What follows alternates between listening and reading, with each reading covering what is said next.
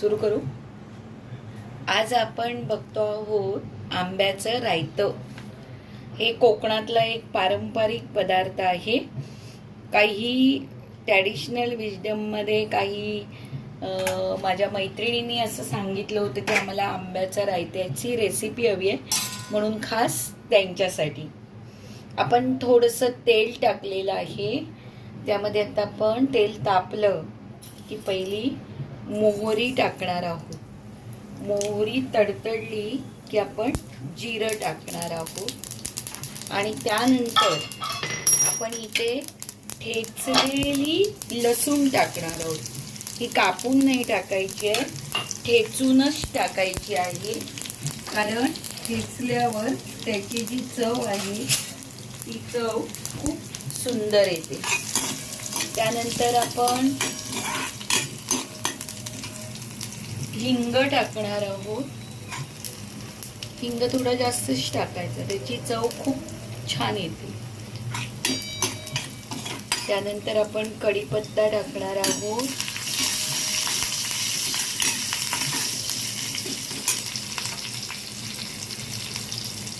थोडंसं लसूण लाल रंगावर आली की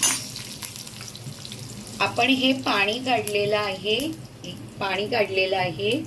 हे मी आंब्याच्या सालं धुवून काढली आहेत.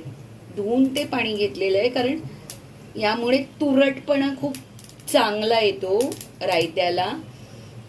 त्यामुळे मी तशा प्रकारे ते पाणी घेतलंय.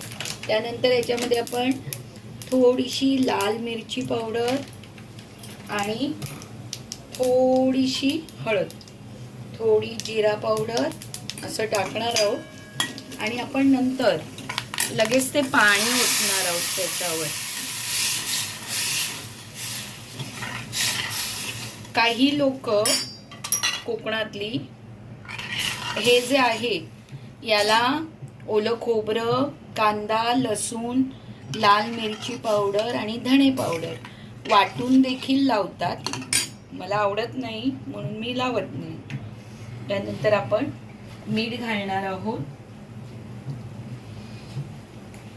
खरं तर फोडणीला आपण जर मेथी घातली तर खूप छान लागतं, पण माझ्याकडे ती नाही आहे.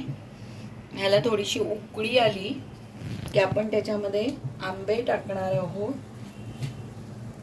मी थोडीशी मेथी पावडर टाकते, म्हणजे माझ्याकडे मेथी पावडर आहे म्हणून मेथी पावडर टाकते.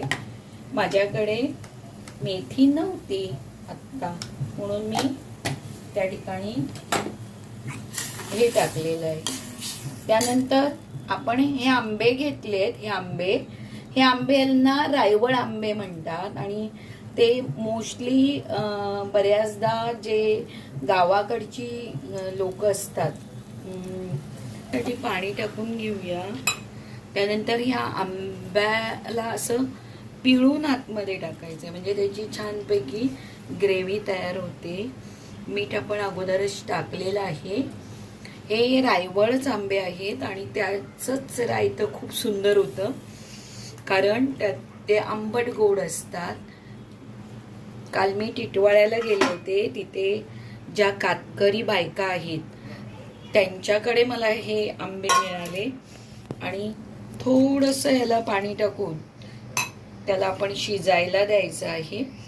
आणि शिजल्यानंतर याच्यामध्ये थोडा आपण गूळ टाकायचे, कारण पण गूळ टाकताना हे बघायचं आहे की आंबे किती गोड आहेत किंवा कसे आहेत त्यावर ते अवलंबून आहे, म्हणजे आंबट गोड किती आहे ते. आणि आपण त्याप्रमाणे त्याच्यामध्ये आपण गूळ टाकलेला आहे. आणि थोडंसं जाड झालं तुम्हाला पाहिजे तेवढं की तुम्ही ते काय करायचं आहे, बंद करायचं आहे आणि याच्यामध्ये ओलं खोबरं टाकायचं आहे. तुम्हाला आवडत असेल तर ओलं खोबरं टाका, नाहीतर नाही टाकलं तरी चालेल. धन्यवाद. घरगुती व्हिडिओ केलेला आहे तुमच्यासाठी. धन्यवाद.